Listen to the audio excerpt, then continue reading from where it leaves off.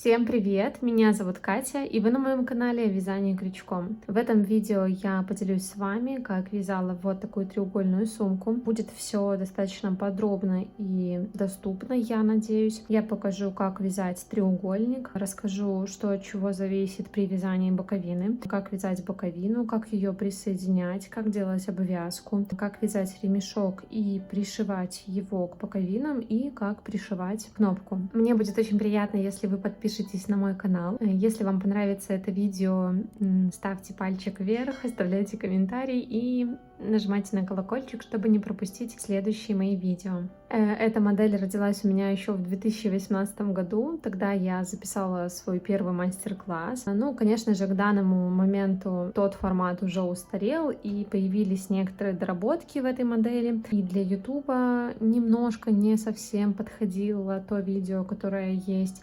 Поэтому сняла для вас такую последнюю свежую версию этой модели. Также я подготовила для вас инструкцию, в которой есть вся необходимая информация, которая может вам помочь. Там и схема треугольника, и текстовое описание этой схемы, и все цифры, которые необходимы для вязания боковины в соответствии с определенным количеством рядов в треугольнике. В общем, все, что может вам помочь, есть в этой инструкции. Ссылка на инструкцию в описании под этим видео.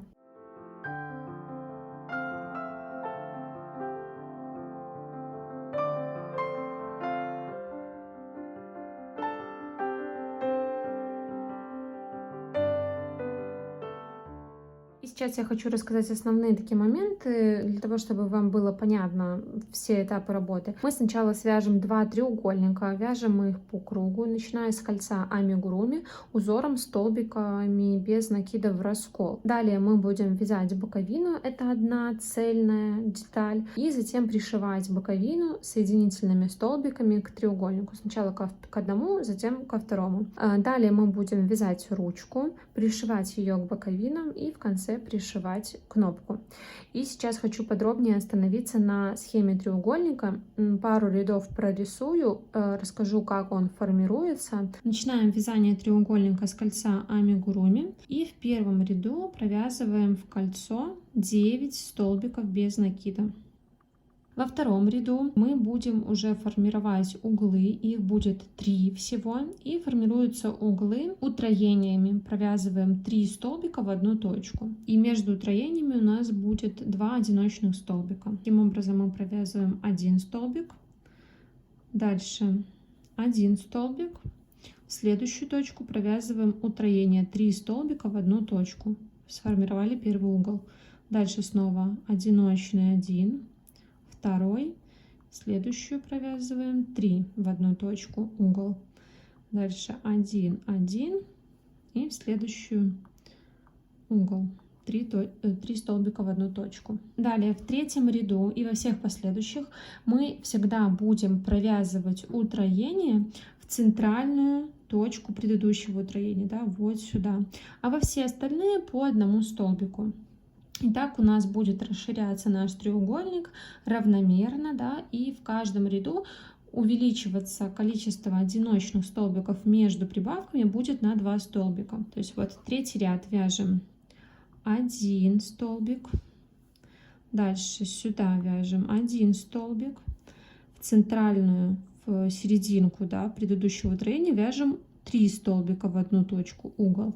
Дальше во все остальные по одному 4 одиночных столбика. Дальше центральное предыдущего утроения 3 столбика в одну точку, угол.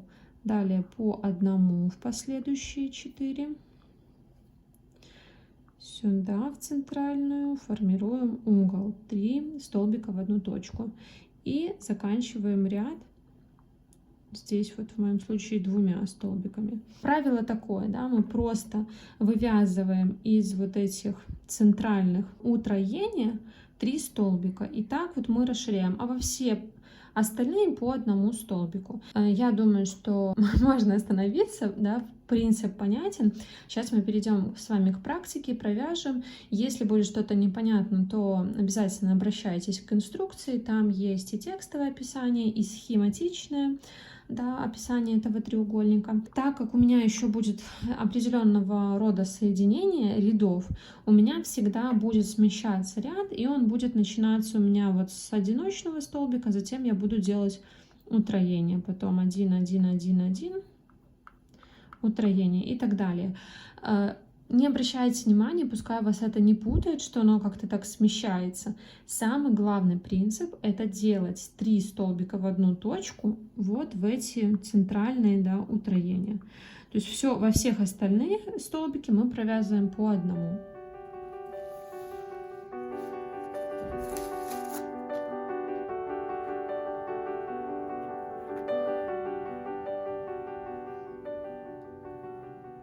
Формируем кольцо амигуруми.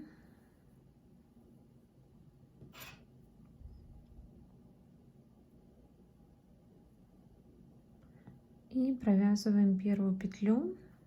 Она у нас будет выступать первым столбиком без накида. И дальше в кольцо провяжем еще 8 столбиков без накида. Итого будет 9 столбиков. Это первый. И вяжем еще 8.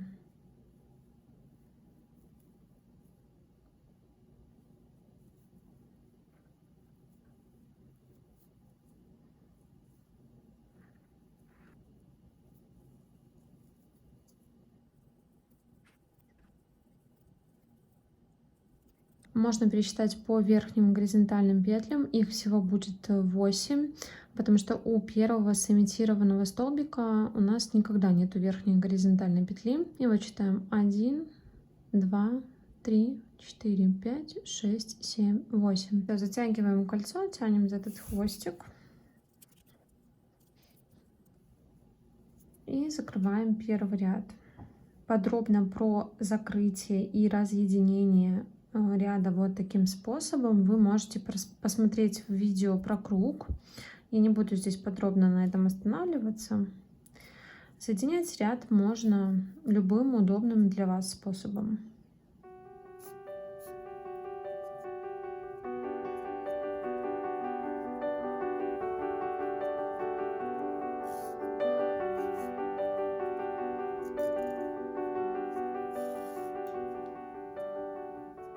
Провязали первый ряд.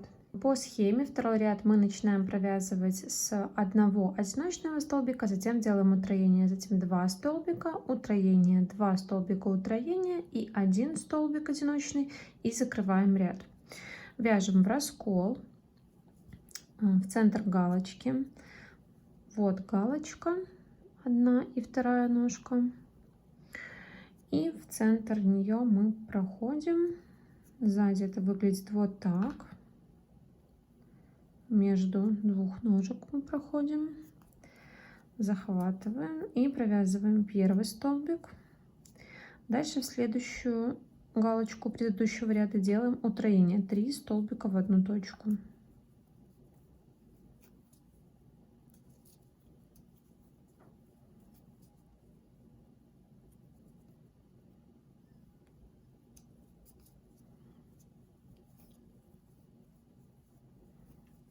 И здесь мы отметим центральную точку этого утроения, вторую петлю, да, вот первый столбик, который мы провязали, а вот это утроение. 1, 2, 3.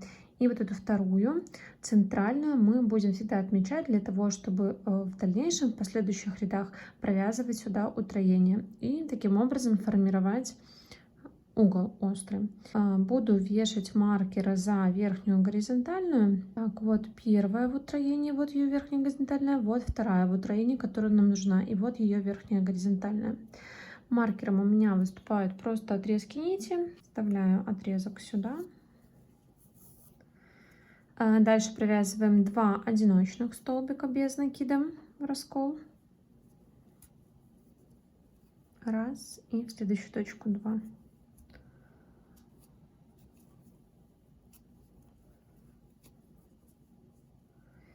Далее делаем утроение, 3 столбика в одну точку.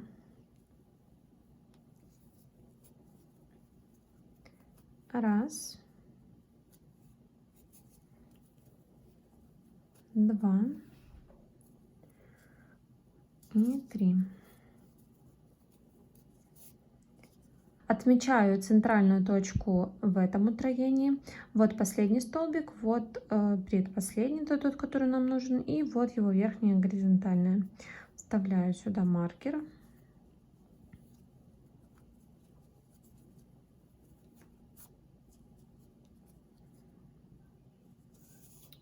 И вяжу далее 2 одиночных столбика.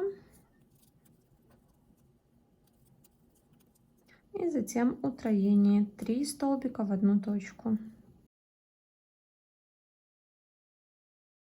Отмечаю предпоследнюю верхнюю горизонтальную, это центральная точка в утроении. И довязываю ряд до конца, остается провязать один столбик. Один столбик у нас был провязан в начале ряда, и в конце также один, и закрываем ряд.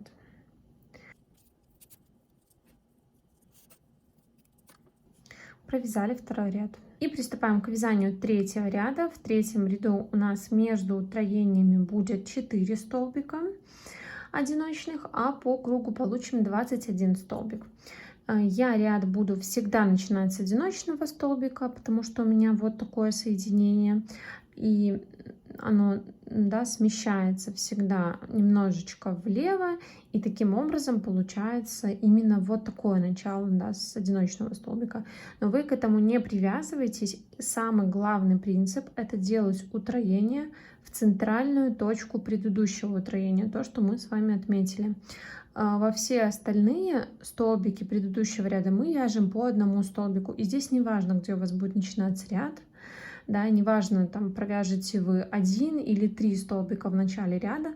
Здесь самое главное сделать утроение в центральную точку предыдущего утроения, в центральный столбик. Поэтому у меня здесь такое начало ряда, у вас, может быть, оно немножко другое будет. Но самое главное соблюсти правила утроения. И вот я провязываю первый одиночный столбик. Дальше у меня обозначена верхняя горизонтальная, соответственно, под ней вот этот вот столбик, вот эта точка, галочка, куда я провяжу 3 столбика. Достаю маркер и провязываю 3 столбика в одну точку. Утроение. Формирую угол. 1, 2, 3. Отмечаю центральную в утроении, да, вот предпоследнюю. Возвращаю сюда маркер. Далее вяжу 4 одиночных столбика в последующие точки.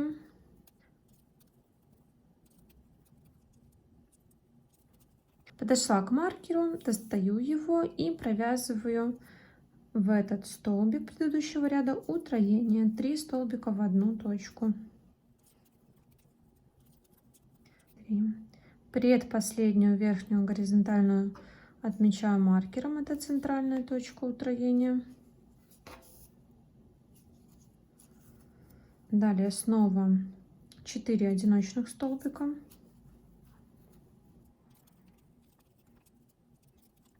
Подхожу к маркеру, достаю и в эту точку, в раскол столбика провязываю утроение 3 столбика в одну точку. Отмечаю предпоследнюю верхнюю горизонтальную.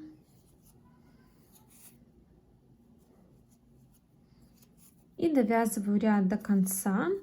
Всего остается провязать 3 столбика, потому что один был провязан в начале ряда, да, а между утроениями у нас в этом ряду 4 столбика. 3, и вот 4 у нас уже провязан. Все, закрываю ряд. Закончили вязание третьего ряда. Переходим на вязание четвертого ряда. В четвертом ряду между утроениями по 6 столбиков без накида, а по кругу получается 27 столбиков. Как я уже говорила, у меня всегда ряд начинается с одиночного столбика.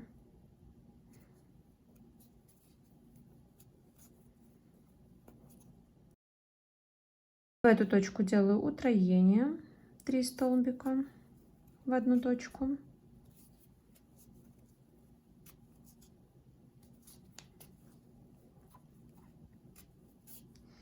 Обозначаю центральную, да, предпоследнюю верхнюю горизонтальную.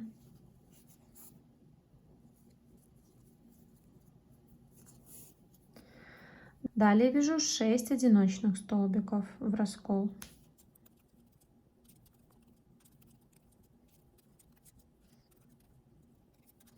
Подошла к маркеру, достаю в раскол столбика предыдущего ряда, провязываю утроение 3 столбика в одну точку, обозначаю предпоследнюю верхнюю горизонтальную, центральную точку утроения. Далее вяжу 6 одиночных столбиков, затем делаю утроение и в конце довязываю ряд. У меня 5 столбиков, потому что один столбик уже провязан в начале ряда. И далее, пожалуйста, самостоятельно расширяйте треугольник, опираясь на принцип формирования треугольника. У нас в каждом ряду будет увеличиваться количество столбиков между утроением, да, вот здесь, на плюс 2 столбика. То есть сейчас у нас 6 столбиков, дальше 8, дальше 10, 12, 14 и так далее. Я расширяю свой треугольник до 13 ряда включительно, то есть всего у меня 13 рядов. Если у вас другая пряжа или же вы хотите больше размер сумки, то продолжайте просто дальше вязать до необходимого размера, да, по аналогии. Тут ничего не меняется, мы всегда делаем утроение в центральную точку предыдущего утроения. Во все остальные столбики предыдущего ряда в раскол мы провязываем одиночные столбики. И в конце последнего ряда мы с вами встретимся, покажу, как закроем вязание детали. Провязав последний столбик в последнем ряду, обрезаем нить, оставляя кончик подлиннее. Полностью высвобождаем нить из петли, переворачиваем наизнанку и делаем имитацию верхней горизонтальной петли. Проходим сзади вперед под первую верхнюю горизонтальную с изнанки на лицевую. Переводим с помощью крючка нить назад. Крючок вкалываем в последнюю верхнюю горизонтальную, при этом еще цепляем вот эту перемычку на изнаночной стороне столбика внутрь последней верхней горизонтальной.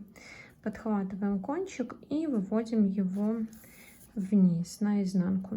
Так мы получили непрерывные звенья косички. И далее просто на изнаночной стороне между столбиков уводим нить в произвольном порядке.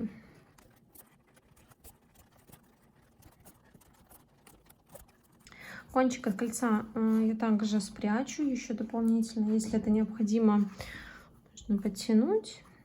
И также введу его по вот этой линии.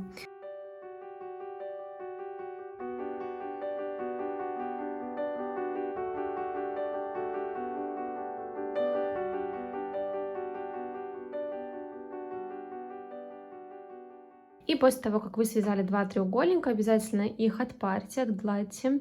Гладить я рекомендую через какую-нибудь тонкую ткань, либо полотенце, для того, чтобы не повредить материал, из которого у нас связаны детали.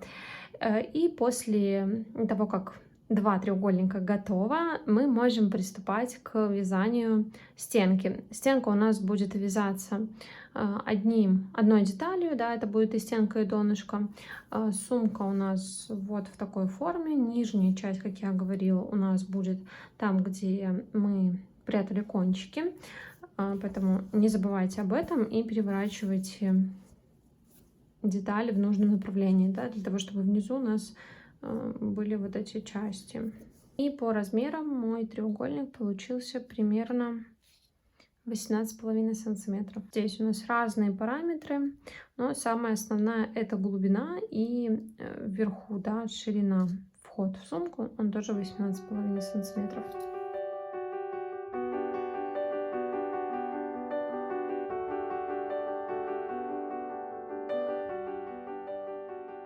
И приступаем к вязанию боковины.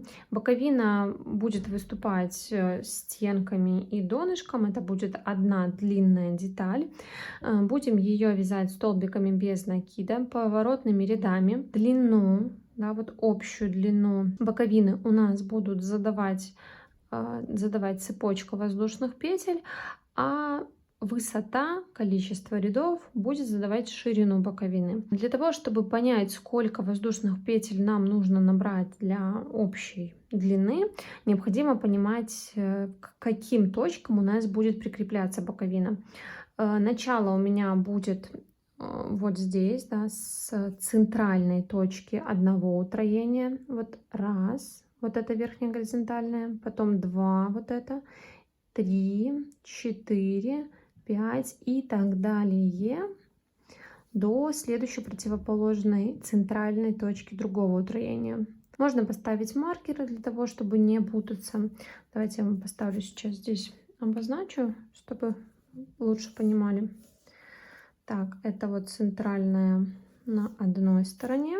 Можете вот так вот обозначить и посчитать. Но я для вас еще подготовила в инструкции схему, в которой уже посчитано в соотношении с определенным количеством рядов в треугольнике, количество вот этих общих столбиков. Поэтому можете расслабиться.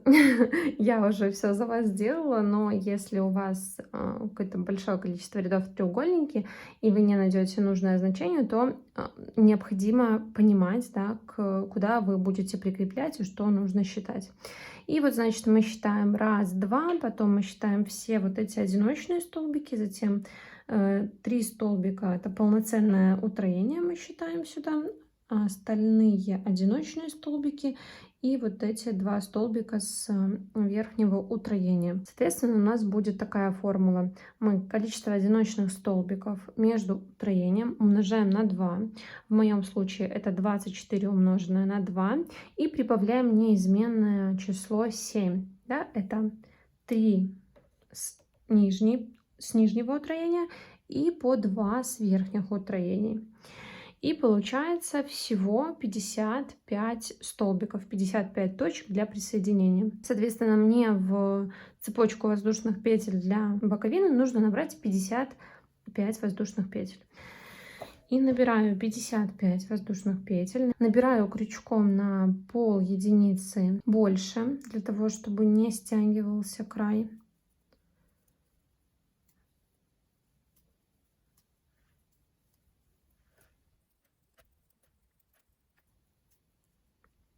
Пятьдесят пять. Меняю крючок на основной.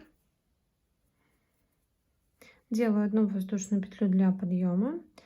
И здесь провязываю за дальние перемычки, которые находятся внизу вот этих звеньев, во вторую петлю от крючка, переворачиваю звеньями вниз и нахожу вот эти перемычки. Цепляюсь за первую, провязываю столбик без накида. Вторая, столбик без накида. И так далее до конца ряда. За каждую перемычку по столбику без накида. Провязываю последний столбик. Первый ряд готов. Далее вот этот узелок от начала я распускаю.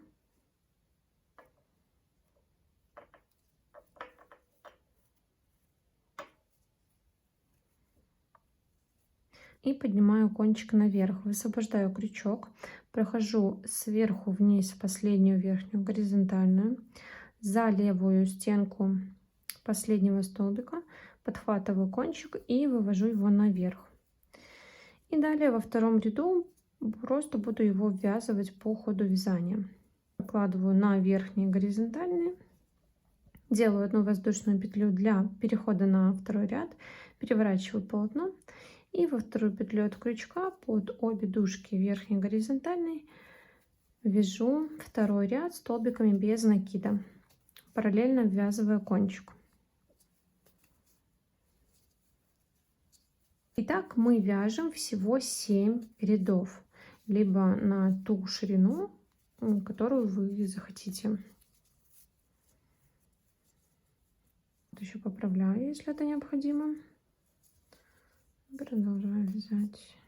Я провязала 7 рядов в боковине и забыла сказать о том, что мы обязательно в боковине должны провязывать нечетное количество рядов для того, чтобы внизу и вверху у нас были одинаковые стороны столбиков, да, лицевые стороны. И это будет изнаночная сторона боковины, то есть мы будем прикреплять вот так. И там, где изнаночная сторона столбиков вверху и внизу, это будет лицевая сторона. Поэтому вот этот хвостик, он у нас находится на изнаночной стороне. Мы его здесь подрезаем, если это необходимо, и оплавляем.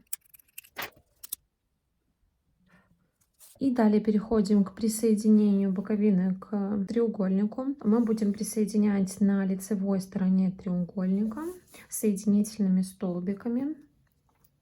Так, для начала проходим крючком.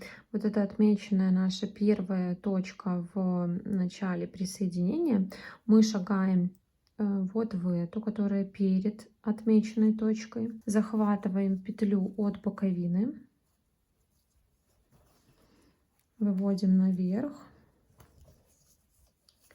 И далее присоединяем.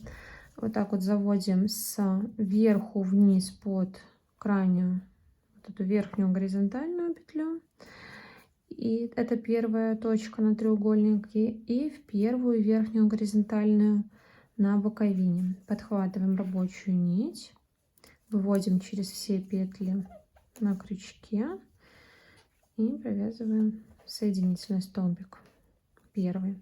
Дальше вторая точка на треугольнике, вторая верхняя горизонтальная на боковине, подхватили и провязали соединительный столбик. И так далее поочередно в каждую верхнюю горизонтальную треугольника и боковины присоединяем детали друг к другу.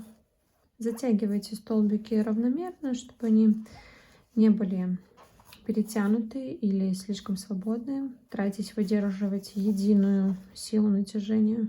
Вот такая красота получается. Все, и продолжайте, пожалуйста, самостоятельно до следующей отмеченной точки. И вот я подхожу к концу, мне остается присоединить 2 точки.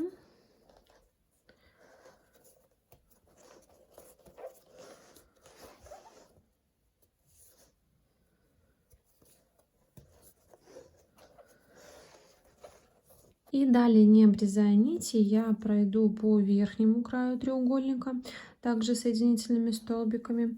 И в конце сделаю имитацию вот этого звена, одного звена косички. Дальше просто продолжаем под каждую верхнюю горизонтальную, вяжем соединительный столбик.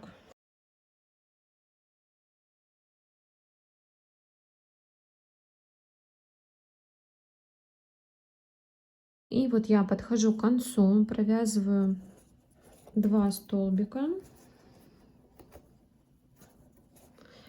А вот сюда, в эту точку, откуда мы доставали петлю от боковины, да, то есть вот наше утроение, и вот первая точка, вот эта верхняя горизонтальная, сюда мы уже провязывать не будем, а сделаем имитацию верхней горизонтальной. Врезаем нить, оставляю кончик подлиннее, полностью высвобождаем из петли. И вот наше первое звено, заводим сюда крючок. Захватываем нить и формируем звено. Возвращаем вот сюда, откуда выходит эта нить. С изнаночной стороны проходим и в центр. И уводим назад. Все. И теперь прячем на изнаночной стороне хвостик.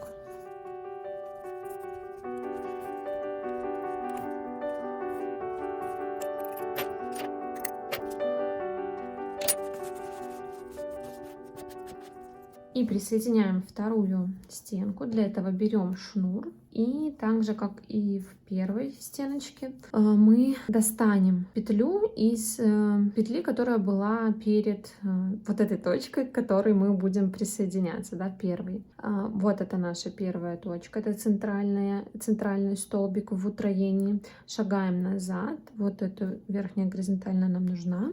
Заводим сюда крючок, достаем рабочую нить. Так, вот я еще ее переверну, чтобы она ровно лежала. И начинаем присоединение. Шагаем в первую точку на треугольнике и в первую точку на боковине. Подхватываем рабочую нить и провязываем. Хвостик от начала мы потом спрячем, пока что его придерживаем, чтобы петельки не расползались. Дальше вторая точка на треугольнике, вторая точка на боковине.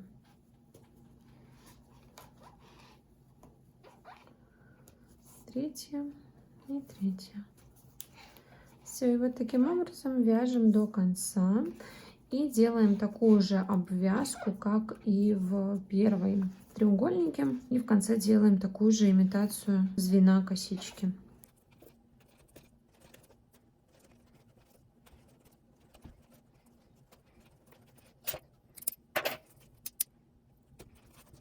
Все, и, пожалуйста, самостоятельно продолжайте присоединять боковину к треугольнику и делайте обвязку верхнего края. В конце обвязки делаем имитацию звена косички.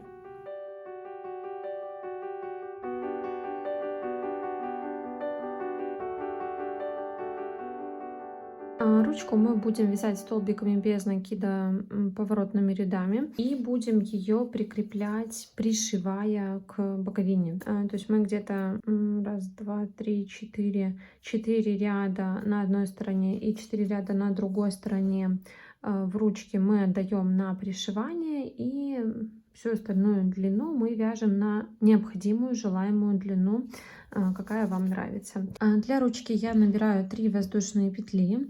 Для начала я оставляю такой длинный кончик, примерно 60-80 сантиметров. Им я буду пришивать ручку к сумке. И набираю 3 воздушные петли крючком на пол размера больше, номером 4. Если вы хотите ручку пошире, то набирайте большее количество воздушных петель.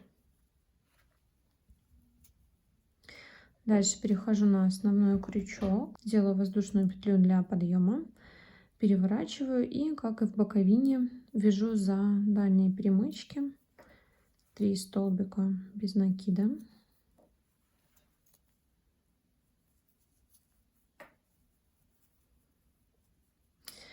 Дальше здесь, так же как в боковине, я распущу узелок.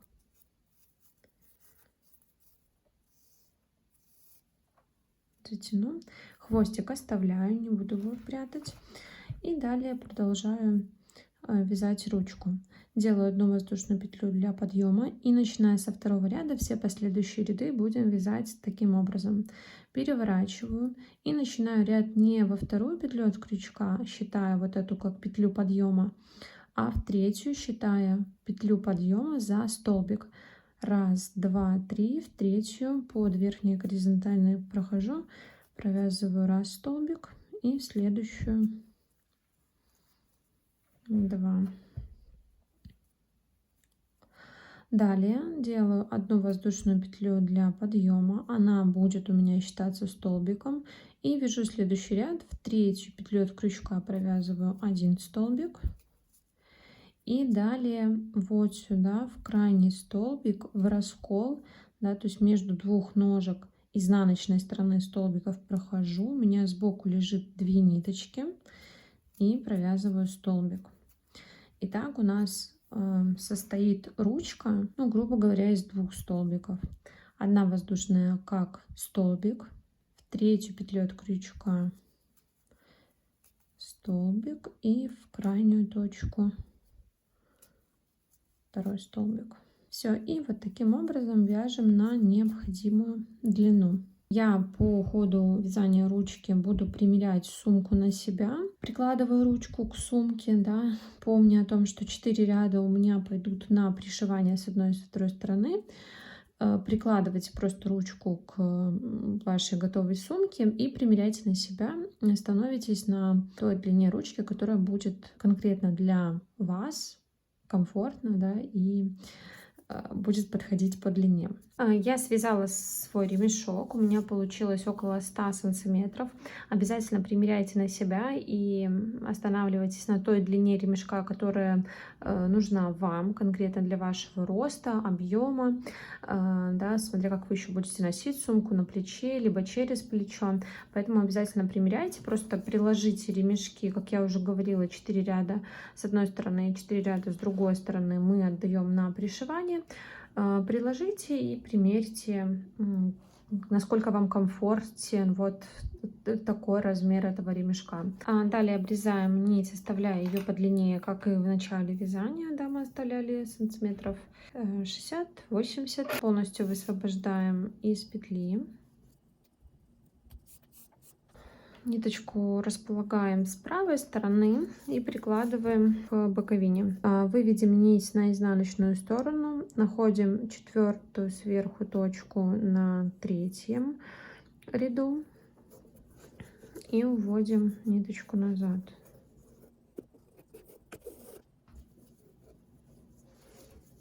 И далее соединительными столбиками будем провязывать согласно рядам. Да, вот, допустим, первый ряд у нас, вот он, откуда у нас ниточка выходит, шагаем во второй ряд и во второй ряд на треугольнике, достаем рабочую нить, выше поднимаемся на второй ряд, провязываем соединительный столбик, последний ряд и разворачиваемся, идем по прямой к первому ряду и спускаемся вниз.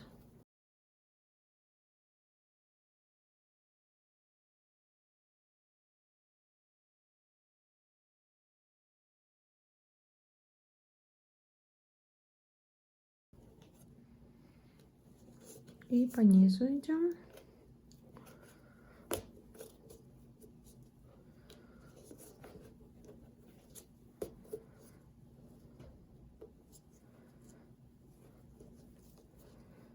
И в последнюю точку. Здесь на самом деле не сильно важно, куда вы будете вкалывать крючок. Если вы там на один ряд ошибетесь, ничего страшного. Ну, просто старайтесь придерживаться вот именно этого порядка. Вкалывать в каждый ряд на боковине и в такой же ряд на ремешке. Все, здесь мы не будем делать имитацию верхней горизонтальной петли, просто обрежем нить и уведем ее назад. Так у нас надежно прикреплена ручка. И, в принципе, это все выглядит достойно и аккуратно. Сейчас обрезаю ниточку, высвобождаю полностью из петли и забираю с помощью крючка на изнанку через вот эту ближайшую точку последней петли.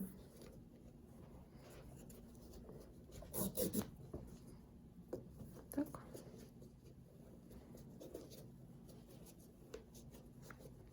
И уводим, прячем ниточку на изнаночной стороне.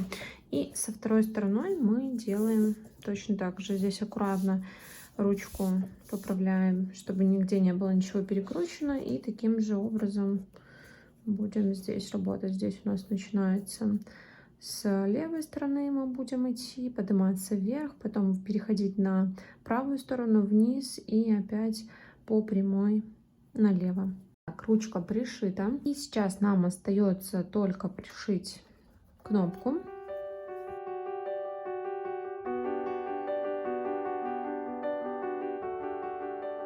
Кнопку я размещаю, вот она состоит из двух частей, передняя и задняя. Я располагаю по центру, нахожу центр визуально, вы можете посчитать по столбикам. Верхняя часть вот этой детали у меня расположена на 3-м ряду сверху, то есть 2 ряда у меня остается вверху свободными. И вот так я буду пришивать. Сначала пришиваю одну часть, потом закрепляю кнопку и выставляю ровно вот этот хвостик для того, чтобы его там тоже ровно пришить, чтобы это аккуратно все было. Пришиваю я кнопку нитью, из которой состоит шнур. Я просто вот так вот тяну за шнурок, распускаю его, и вот этой ниточкой буду пришивать. Для того, чтобы выровнялась ниточка, я ее еще вот так вот натягиваю, она такая становится более ровная. Буду пришивать в одно сложение, то есть одна часть у меня короче, другая длиннее. Делаю узелок на конце длинной части. Я пришиваю насквозь. Если у вас какая-то другая нить, да, вы вяжете из другой пряжи, то можно пришивать, цепляясь только за переднюю часть столбиков, для того, чтобы на изнанке не было видно. Если у вас будет подкладка, то можно и насквозь прокалывать, ничего страшного в этом нет. Все просто обычными стежками вот в эти отверстия буду пришивать.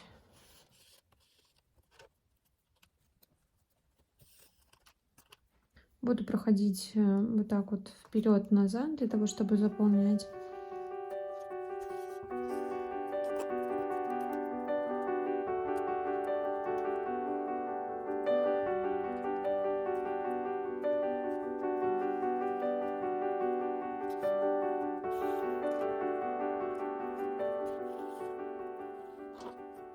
Все, и вот таким образом пришиваю по кругу. И в конце пришивания просто фиксирую на изнаночной стороне нитью узлом.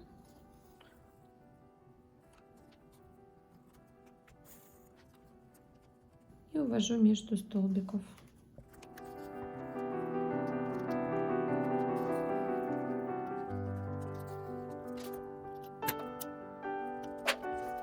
И пришиваем длинную часть, прикрепляем кнопку. И здесь ровно выставляем этот хвостик. Можно здесь пониже ее пришить, для того, чтобы стенки максимально плотно были прижаты друг к другу.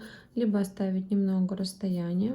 Я вот так вот оставлю чуть-чуть расстояние. И по стежкам здесь мы прокладываем такие же стежки, как и на предыдущие детали. Можно проложить горизонтальные швы, либо вертикальные. Смотрите, как вам больше нравится. У меня будут горизонтальные швы. Отстегиваю кнопку, придерживаю хвостик и начинаю пришивать.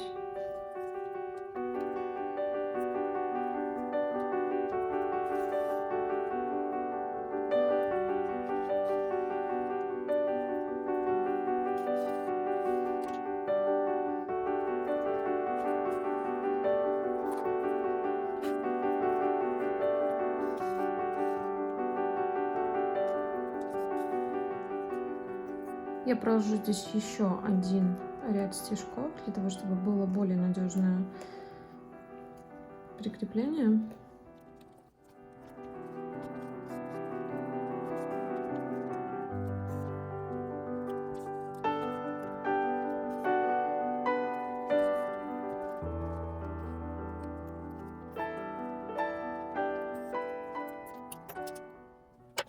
Ну что ж, на этом сумочка готова.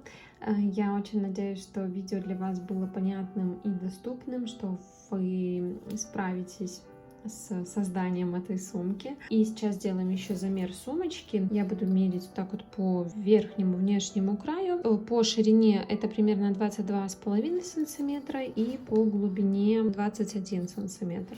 Сюда, конечно же, нужно вшить подкладку, потому что здесь видны вот эти следы запайки шнура, но я, к сожалению, не смогу вас этому научить, потому что я сама не умею этого делать, и мне не нравится этот процесс, я даже не хочу его осваивать, но я уверена, что среди вас есть много девочек, которые умеют прекрасно это делать, либо же можно обратиться к мастеру по пошиву подкладки, да, который вам ее и сошьет, и вышьет. Благодарю вас за проявленный интерес, за просмотр. Желаю вам приятного вязания и до новых видео. Пока-пока.